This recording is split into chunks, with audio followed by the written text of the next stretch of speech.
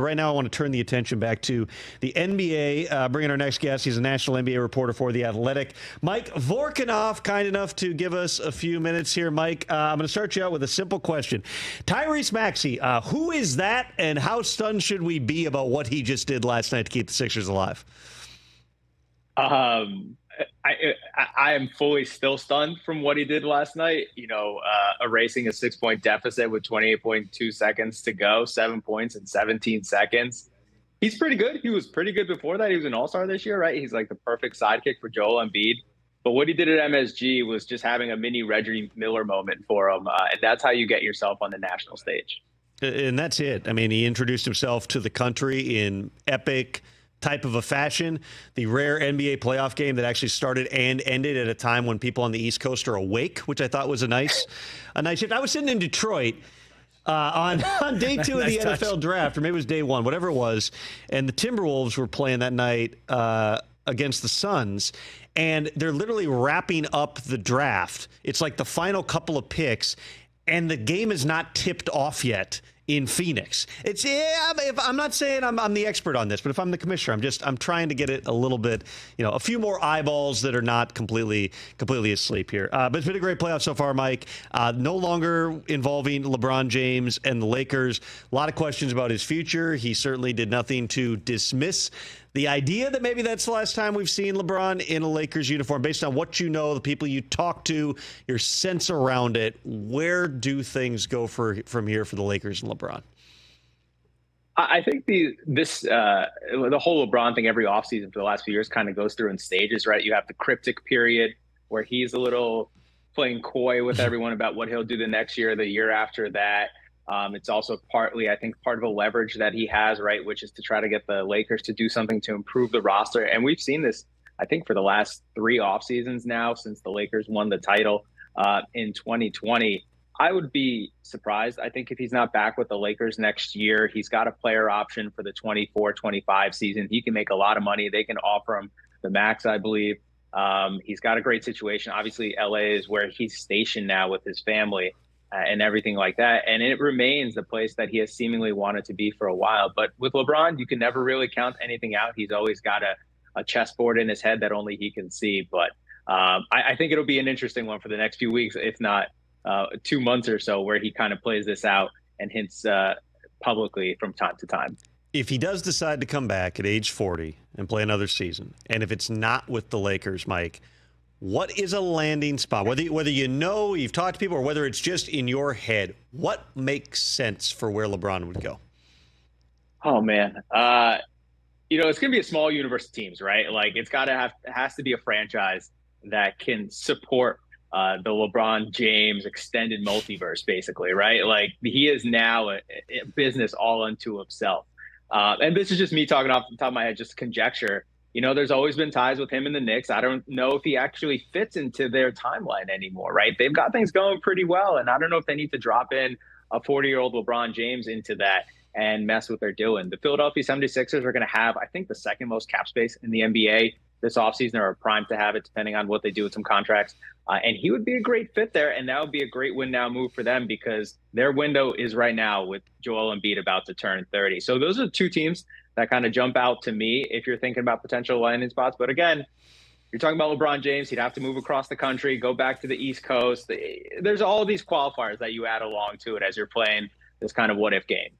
Second straight day, guest on the show is connected LeBron to the Sixers, Mike Vorkunov. That's what's going to go viral. We're going to tweet it out. Mike says he's going to the Sixers. One other James family question for you here, Mike. I know one of the things that's been talked about is would LeBron want to play with Bronny, who is currently evaluating whether or not he's going to go into the draft, which that whole process of the putting your name in, then you can take your name out, and the draft happens like right after the finals, and then your free agency. That, as somebody who covers the NFL for a living, that all just blows my mind about how that timeline plays out. But I'm looking up Bronny James' stats, and I know he had the heart condition, he missed time, but this is a guy who averaged 4.8 points, 2.8 rebounds, and 2.1 assists.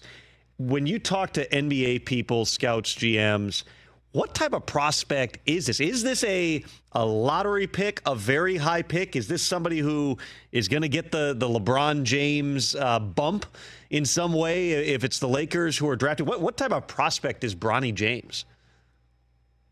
Yeah, the timeline is definitely compressed. As you mentioned, it's a lot different than the NFL. It can kind of leave your head spinning sometimes. He's more of a role player type. I think his calling card right now is his defense, his 3-point shooting. He's someone that can fit in as an ancillary player on a good team. And so maybe the numbers, the stats that he had at USC aren't the best indicator of how good he was. His defense is pretty good for a prospect that age.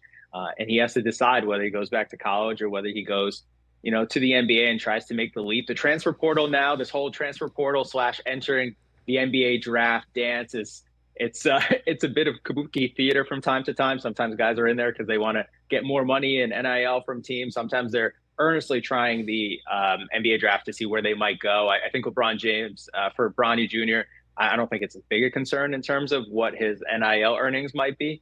But I think it's more of a chance to see and feel out where he might go in the draft. And obviously, LeBron James is watching that closely as a parent and also as a member of the Lakers for right now, because he's talked in the past about wanting to play with his son, playing with him late in his career. And we know the end of his career is coming. So could it be this draft? It could be the Lakers that kind of make that happen. And would that be an enticement for him to stay in LA too? Mike Vorkunov is our guest, covers the NBA for The Athletic. Mavs, Clippers tonight, 10 p.m. Eastern start. There you go. Once again, that series knotted up. It's been feisty at times. When you look at this series and where things go, who in your mind has the edge, or what does it take for one of these teams to close this thing out? This to me is just the most confusing series, just because those two teams are so close together. I don't know who's going to be healthy and when, right? We have that now with Kawhi Leonard. Injuries have always been the problem for the Clippers in the past. They're a problem for them again now. And sometimes it seems like these playoffs, they're actually a little bit better without Kawhi, because when he has played, he's been a little hampered by the injuries, right? It seems like it's held him back a little bit. And, if I had to make a prediction for the rest of the series, I think it'll be Dallas, because they have Luka Doncic, so they have the best player in this series. But Paul George is really good. James Harden is still showing some classic signs of what he can do. And so I cannot handicap this one. I think it's going to be entertaining as all hell. And please don't make me bet on it, is my basic prediction for it. Celtics Heat, there's a significant injury in that one too. Porzingis leaving that game with a calf strain the other night. Game 5 tonight. Celtics can close it out. They're up 3-1. If the Celtics are able to close it out with one of their star players or not, who else in the East, if anybody, can challenge them? Because on paper, you would think the Heat might be as equipped as anybody to match up and be able to play with these guys. I think the Knicks would give them a pretty good run, especially if Porzingis is not back in time for the Eastern Conference Finals, right? The Celtics are going to have the Magic or the Cavs in round 2. I think that's a pretty good matchup for them, either way that plays out. But I think the winner of the other bracket, the Knicks or the Sixers, whether they get out of this series between them, will play probably the Pacers, who are up 3-2 right now in their series. And I think the Knicks can give the Celtics trouble if they don't have Kristaps Porzingis. We've seen them do it in regular seasons before, and they're the type of team that can just, waylay another team in a playoff series just because of how physical they are and how much you have to adjust to their physicality and their style of play in a series. And if the Sixers come back, they still have Joel Embiid and they still have Tyrese Maxey. And that top two is as deadly as it gets. And if the Celtics don't have Porzingis to help on the interior and to help on Porzingis and protect the rim, then that becomes an issue for them, even if they have taken care of the 76ers in the past few years in the playoffs. So that series could be over tonight. Right now, we've only got one second-round series totally locked in. It's T-Wolves and Nuggets. That tips off on Saturday. I just think this is such a fascinating series because you've got the perennial MVP candidate in Denver's lineup. You've got this amazing collection of young players and an older Rudy Gobert in Minnesota that seem to have all the momentum going. It's the classic, one team has been there and done it. The other team definitely has not. The Timberwolves, but they sweep the Suns, a very experienced team in 4 games in round 1 here. In your mind, what do the Timberwolves have to do to continue this magical run? And I say magical in part because I live in Minneapolis and I haven't seen them win a playoff series in 20 years. Well, I think the easy answer might be try to solve the Nikola Jokic riddle, but I don't know if that's a solvable one. He's the best player in the NBA right now, and no one has figured out a way to stop him, whether by making him a passer or a scorer. We've seen a team try to defend him with every iteration and just fail over the last 2 years.